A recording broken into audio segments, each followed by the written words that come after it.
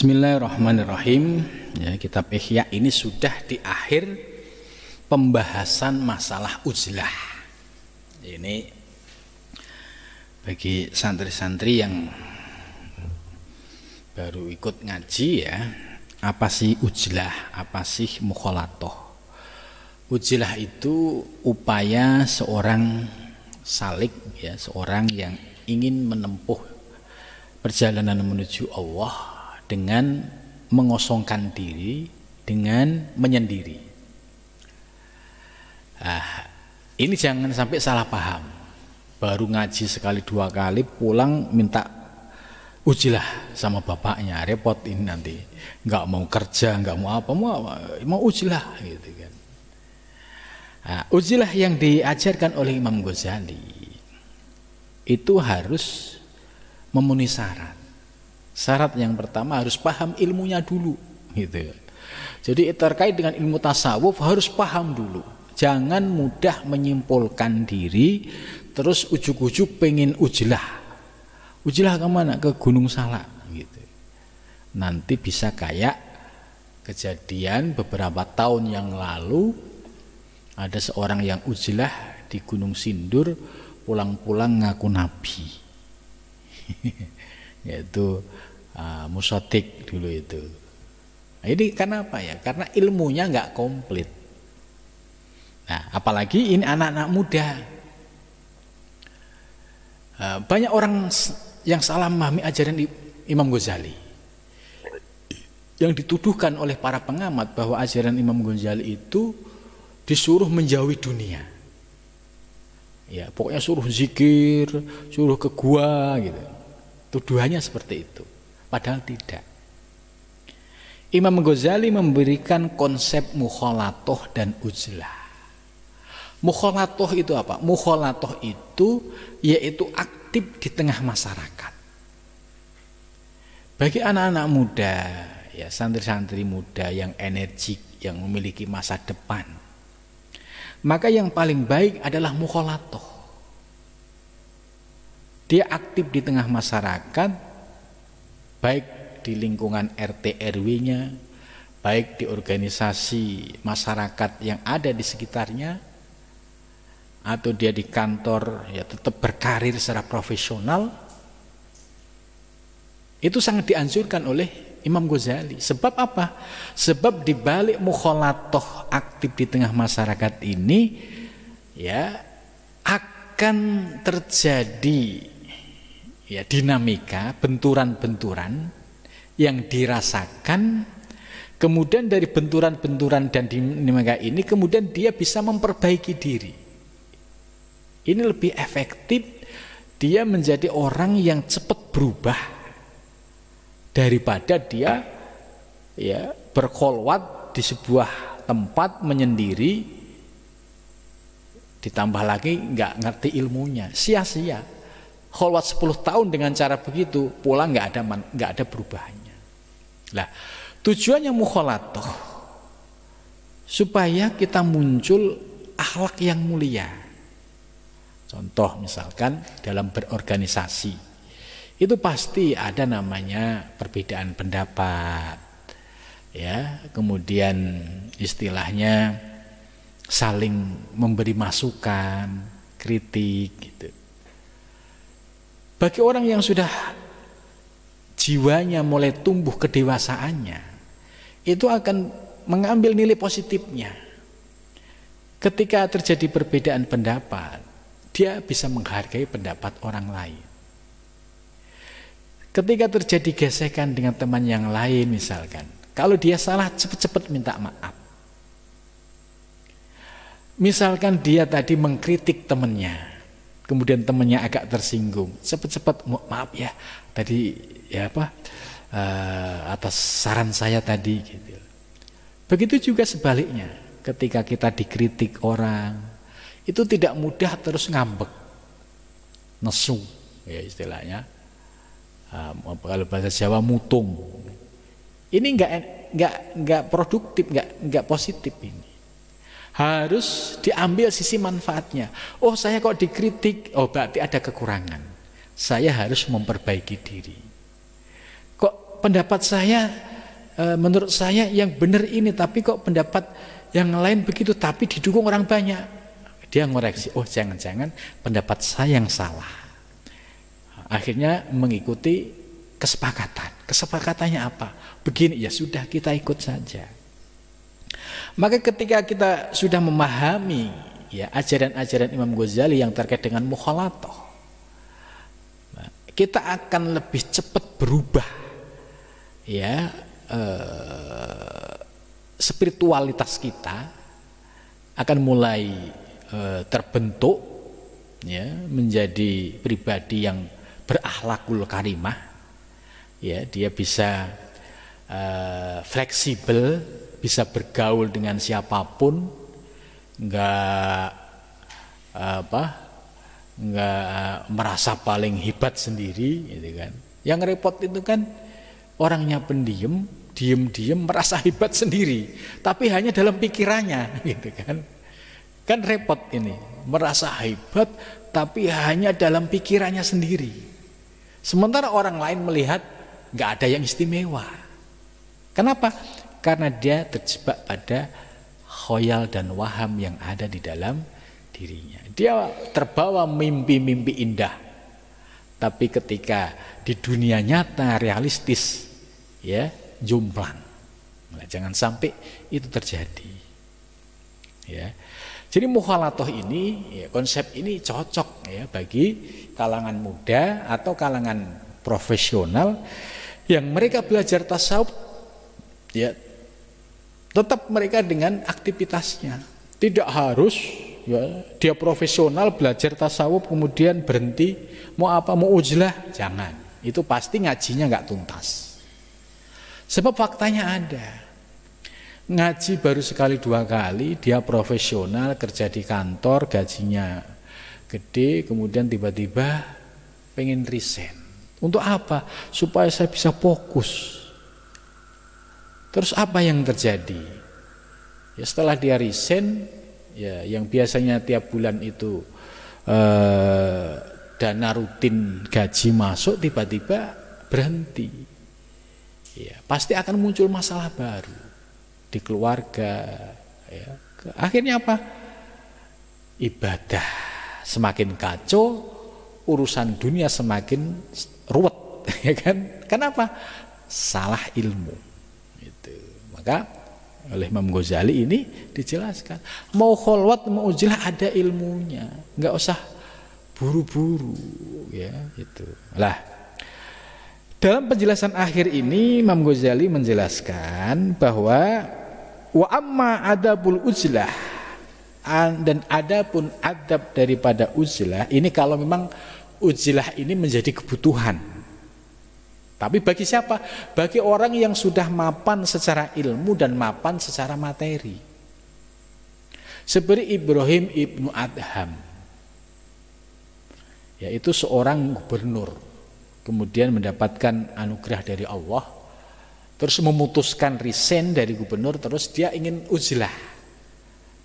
Nggak ada masalah karena Ibrahim ibn Adham ya namanya mantan gubernur pasti kaya raya.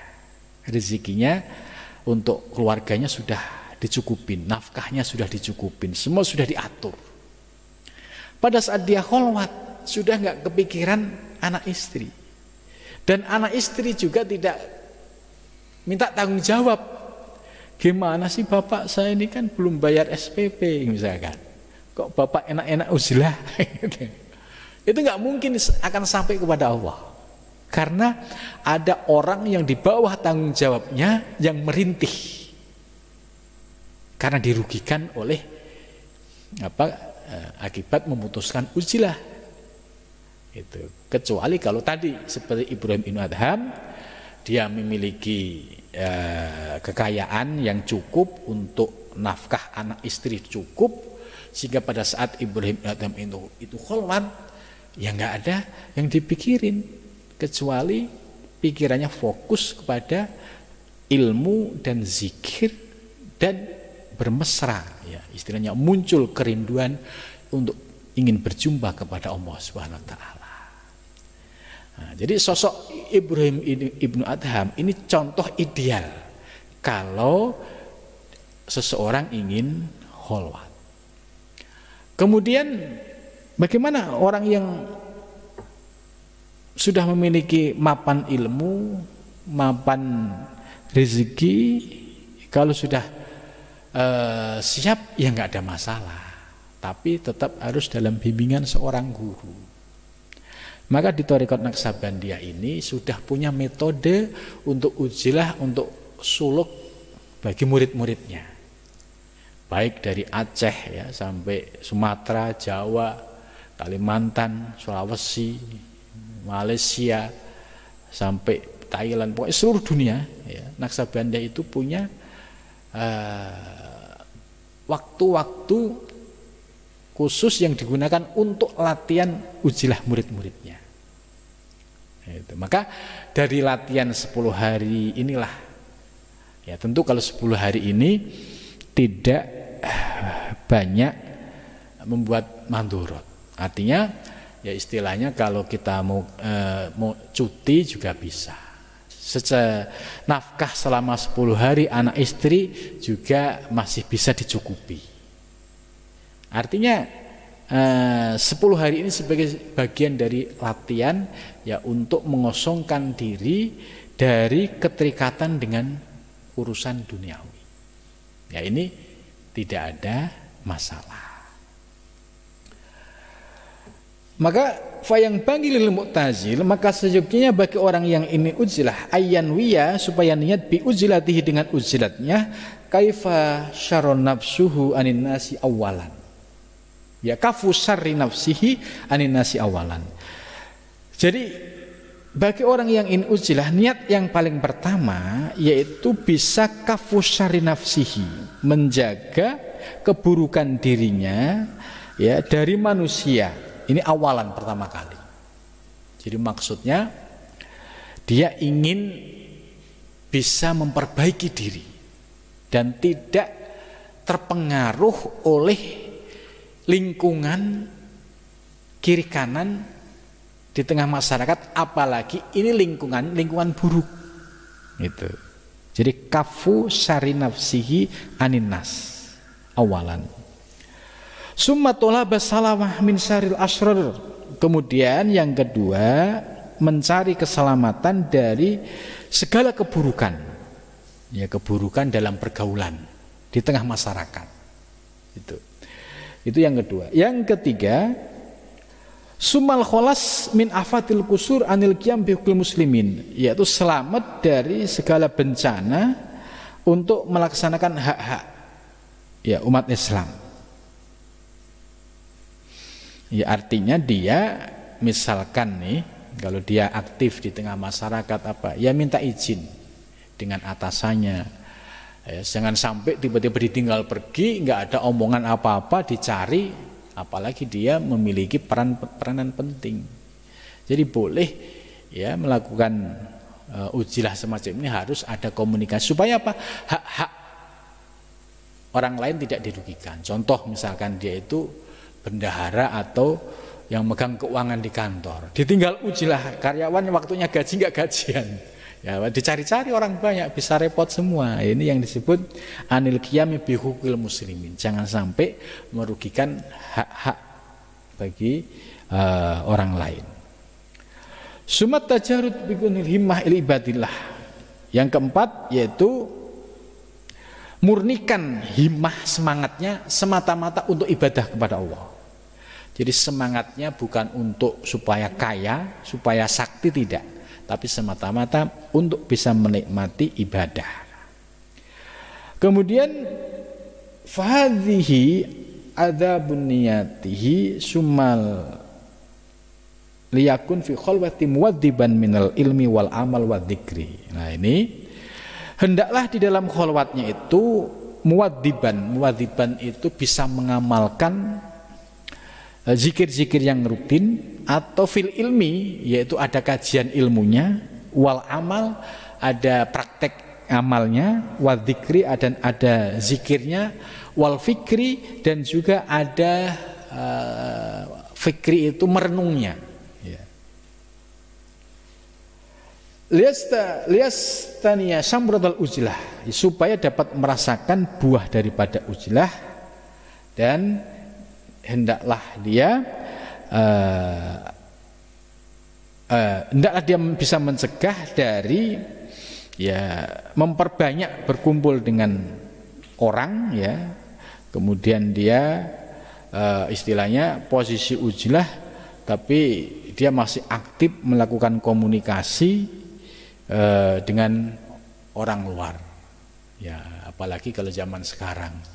Usahakan kalau ujlah harus bisa mencari waktu yang pas, misalkan yang tidak mengganggu dari aktivitasnya ini. Wal yakif anni soal an ahbarihim, dan hendaklah diam dari bertanya tentang soal kabar. Wa anil isgo ila arjil, dan juga dia tidak mengikuti berbagai masalah soal negara gitu ya. Ini misalkan ini lagi mau pilpres, pilkada, ini kan lagi rame biasanya isu-isu gitu. Tanya, ada isu apa? Ya kalau orang kholwat nggak usah tanya itu. Jadi sudah fokus kepada zikir dan fikir tadi. Ya. Kemudian yang paling penting, wa akhatu muhimmatil mu'tazil, dan salah satu yang paling penting dari melakukan uzlah, yaitu memutus qat'ul wasawisi, memutus mata rantai munculnya bisikan-bisikan as-sorifati yang dapat memalingkan andikrillah dari zikir Allah. Ini yang paling penting, sebab orang zikir itu kadang lesannya zikir tapi pikirannya bisa berkelana kemana-mana. Nah, dengan uzlah itu supaya bisa fokus. Ketika zikir pikirannya fokus, hatinya fokus, lesannya bisa fokus ke zikir. Wal ahbar nabi ul wasawisi wa usuliha. Sebab kalau kita masih mendengar berita, dengar TV, baca WA gitu, itu menjadi nabi ul wasawis. Ini menjadi pintu terbukanya segala bisikan-bisikan wa usuliha, dan sumber-sumbernya gitu. Jadi janganlah ngikutin perkembangan-perkembangan yang enggak ada manfaatnya gitu. Wal yakna bil yasir, dan qana'lah dengan segala sesuatu yang sedikit, minal ma'isah. Biasanya kalau kholwat itu makanannya itu sudah mulai dikurangin. Maksudnya tidak yang enak-enak, tahu, tempe, tapi yang penting memenuhi syarat gitu ya. Wa illa iturhu tawasu ilan nas wahtaju ila mukhalatihim wal yakun saburon, dan hendaklah dia menjadi orang yang sabar ala ma yalqahu min adil jiran, apabila menemukan ada orang yang menyakiti gitu. Misalkan ngomongnya nyelekit gitu nyindir tapi nyelekit, ini harus sabar. Wal yasu samahu anil isgo, dan tutup telinga, enggak usah didengerin. Orang ngikutin orang enggak ada habisnya. Orang ngerasainin kita enggak ada habisnya. Itu wal yasud samahu anil isgo, tutup telinga dari mendengarkan hal-hal semacam itu. Kemudian selanjutnya dalam penutup ini Imam Ghazali menjelaskan bahwa jihad akbar yang paling relevan pada saat ini yaitu jihadun nafsi, jihad melawan hawa nafsu. Bagaimana kalau jihad secara fisik dengan bom bunuh diri? Itu sudah tidak relevan. Itu sama saja orang mau bunuh diri. Itu. Fa inna ba'du sahabat, karena sebagian sahabat menyampaikan roja'na min jihadil asghar ila jihadil akbar. Para sahabat itu pernah mendengar Rasulullah menyampaikan, kami pulang dari jihad asghar ila jihadil akbar. Jadi setelah perang yang besar-besaran itu Rasulullah menyampaikan, kita ini pulang dari jihad kecil menuju jihad besar. Apa jihad besar itu ya Rasul? Yaitu jihadun nafsi, jihad melawan hawa nafsu. Lah, uzlah itu menjadi bagian teknik-teknik bagaimana cara menundukkan hawa nafsu yang ada di dalam diri kita. Jadi uzlah itu ya diperlukan sesuai dengan keperluan dan juga melihat situasi dan kondisi. Tidak boleh ya kita istilahnya dalam kondisi yang belum siap dipaksakan uzlah. Justru bisa muncul mandorot. Nah, mudah-mudahan pengajian malam ini bawa manfaat. Wa wal muwaffiq ila thoriq. Assalamualaikum warahmatullahi wabarakatuh.